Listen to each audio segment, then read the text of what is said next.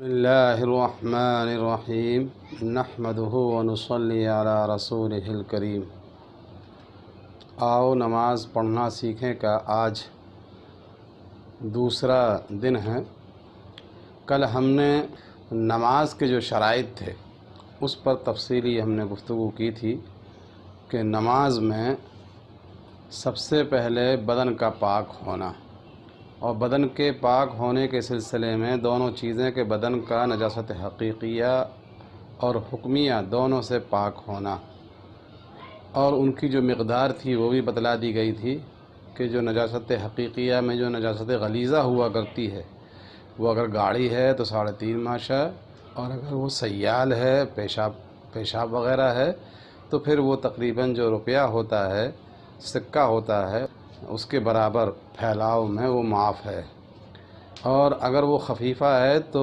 عضو کا یا کپڑے کا 1/4 حصے سے کم ہونا چاہیے تو وہ معاف ہے۔ نجاست حکمیہ کے اندر ہم نے یہ بھی ذکر کیا تھا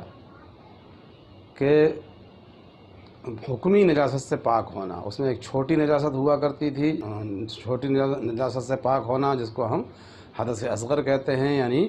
حدث اصغر سے پاک ہونے کا نام گویا کہ وضو ہے، تو وضو کا کرنا بھی، اور وضو کے اندر 4 چیزیں ضروری تھیں، اگر ان میں سے کوئی ایک چیز بھی نہیں ہوگی تو نماز طہارت حاصل نہیں ہوگی، اور جب طہارت حاصل نہیں ہوگی تو پھر نماز کی شرط نہیں پائی جائے گی، اس لیے نماز نہیں ہوگی۔ اور وہ کیا ہے کہ منہ کا دھونا، یعنی چہرے کا دھونا، پیشانی سے لے کر ٹھوڑی کے نیچے تک، ایک کان کی لو سے دوسرے کان کی لو تک، اس میں کوئی بھی حصہ چھوٹنا نہیں چاہیے۔ اسی طریقے سے کوہنیوں سمیت دونوں ہاتھوں کا دھونا بتلایا تھا ہم نے، ہے نا، یہ بھی کوئی کسی بھی درجے میں چھوٹا ہوا نہ ہو۔ عورتیں اگر ناخن پالش وغیرہ یا کچھ بھی اگر وہ لگائے ہوئے ہیں تو ظاہر ہے کہ وہ حصہ خشک رہ جائے گا، تو پھر ایسے موقع پر نماز نہیں ہوگی، اس لیے پہلے ان سب چیزوں کو چھڑا لینا چاہیے۔ یا جو لوگ اس طریقے کا کام کرتے ہیں کہ جس میں کوئی چیز چپک جاتی ہے نا، بہت سارے لوگ پینٹنگ وغیرہ کا کام کرتے ہیں، تو ان کو جو ہے نا مٹی کا تیل یا جس چیز سے وہ پینٹ چھوٹ جاتا ہو اس کو پہلے چھڑا لینا چاہیے، ورنہ پھر وہ جو حصہ ہے جہاں پر وہ لگ جائے گا تو اندر اس حصے میں پانی نہیں پہنچے گا، اس کی وجہ سے نماز نہیں ہوگی، اس کا ہم کو گویا کہ خیال کرنا ہے۔ اسی طریقے سے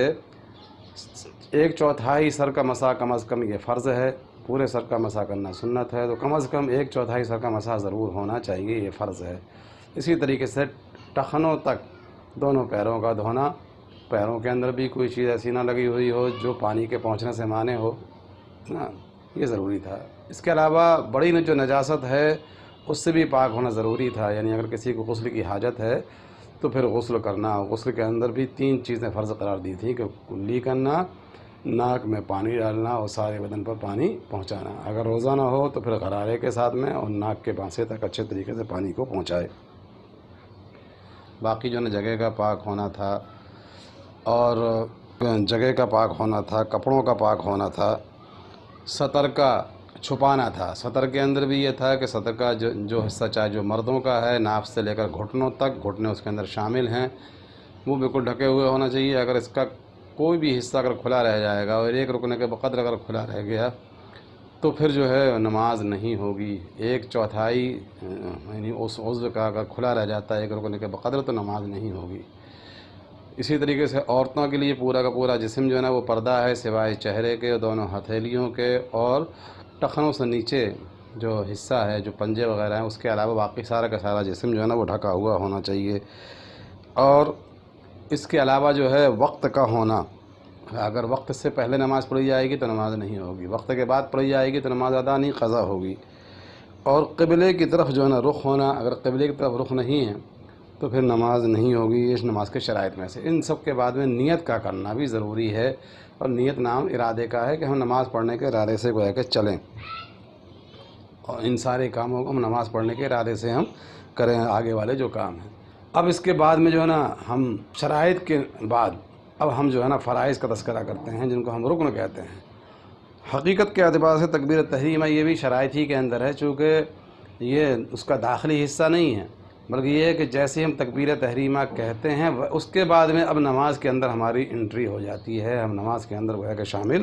ہو جاتے ہیں، تو یہاں سے گویا کہ ہماری شروعات ہو رہی ہے، تو یہ بھی ضابطے میں تو شرائط میں سے ہے، لیکن اس کو ہم ارکان میں سارے فقہا نے اس لیے ذکر کیا ہے کہ چونکہ اسی سے گویا کہ ہم شروعات کر رہے ہیں۔ اللہ اکبر جو تکبیر تحریمہ ہے اس کے کہنے سے پہلے پہلے آدمی کو بولنا وہی ساری چیزیں جائز تھیں، اور اب تکبیر جب تحریمہ کہہ لیا تو اب جو ہے نا جو وہ تمام چیزیں جو نماز سے باہر جائز تھیں اب وہ ناجائز ہو گئی ہیں، اس لیے اس کو تکبیر تحریمہ بولا جاتا ہے، یعنی اب وہ ساری چیزیں حرام ہو گئی ہیں۔ تکبیر ایسی ہے کہ جو جائز چیزوں کو اب حرام قرار دے دیتی ہے، گویا کہ نماز کی شروعات ہو چکی ہے، تو یہاں سے جو ہے نا نماز کی گویا کہ شروعات۔ اب تکبیر تحریمہ کو قیام کی حالت کے اندر کہنا، کھڑے کھڑے کہنا چاہیے، ایسا نہ ہو کہ لوگ رکوع کے پانے کے چکر میں، رکعت کے پانے کے چکر میں لوگ آتے ہیں اور جلدی سے پہنچ جاتے ہیں رکوع کے اندر اور رکوع میں تکبیر تحریمہ کہتے ہیں، تو اگر ایسا کسی نے کیا تو اس کی نماز نہیں ہوگی۔ قیام کی حالت میں جھکنے سے پہلے پہلے تکبیر تحریمہ اللہ اکبر کہہ لینا چاہیے۔ اگر اس نے اللہ اکبر جھکنے سے پہلے پہلے کہہ لی ہے قیام کی حالت میں، رکوع میں پہنچنے سے پہلے پہلے، تو پھر اس کی نماز ہو جائے گی، ہے نا۔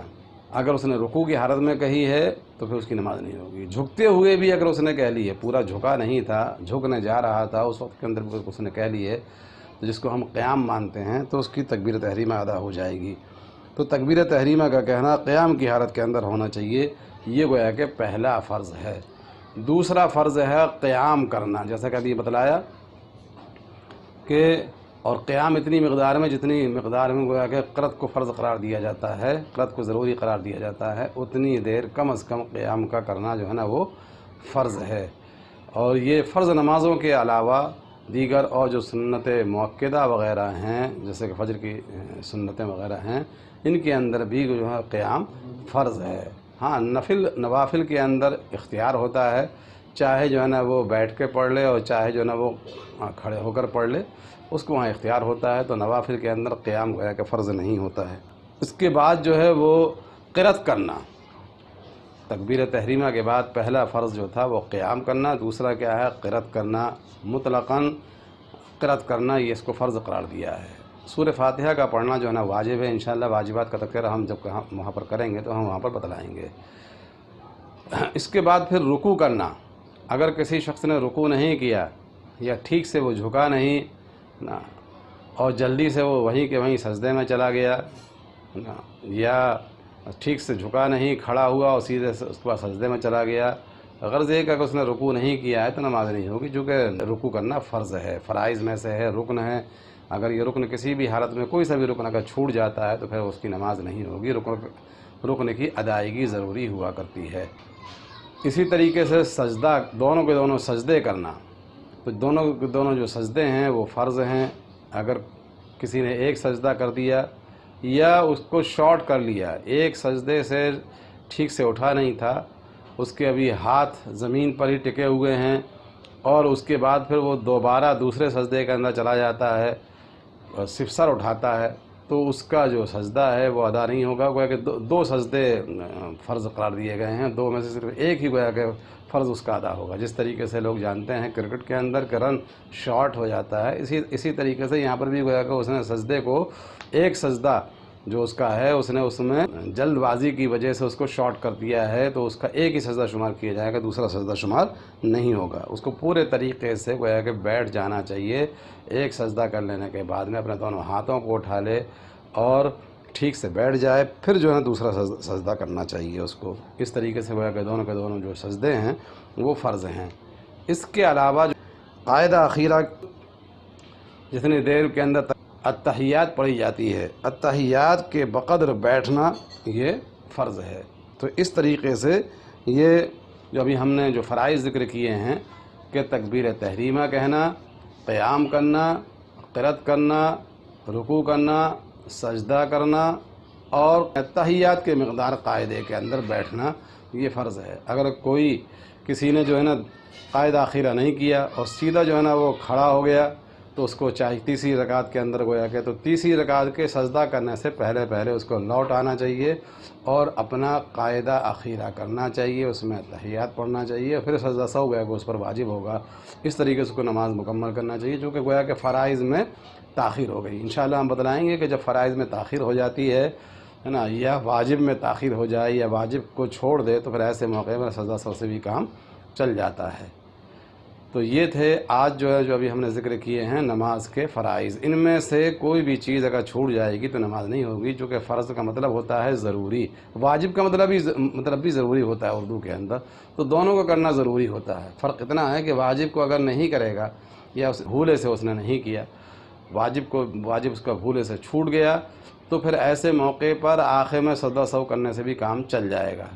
لیکن فرض میں اس کا کرنا گویا کہ ضروری ہوتا ہے. اگر اس نے فرض کو چھوٹ گیا، اس کو دوبارہ اس کو انجام نہیں دیا، ادا نہیں کیا ہے، تو سجدہ سہو سے بھی کام اس کا نہیں چلے گا. ہاں البتہ تاخیر سے بھی اس نے اگر کر لیا ہے تب بھی اس کا جو فرض ہے وہ ادا ہو جائے گا، لیکن سجدہ سہو گویا کہ واجب ہوگا، لیکن کرنا ضروری ہے. فرض میں اور واجب میں گویا کہ اتنا ہی فرق ہے کہ فرض اگر چھوٹ جائے گا تو سجدہ سہو سے کام نہیں چلے گا، ہے نا. ہاں اگر واجب چھوٹ جائے گا بھولے سے تو پھر اس میں سجدہ سہو سے کام چل جائے گا. واللہ اعلم بالصواب.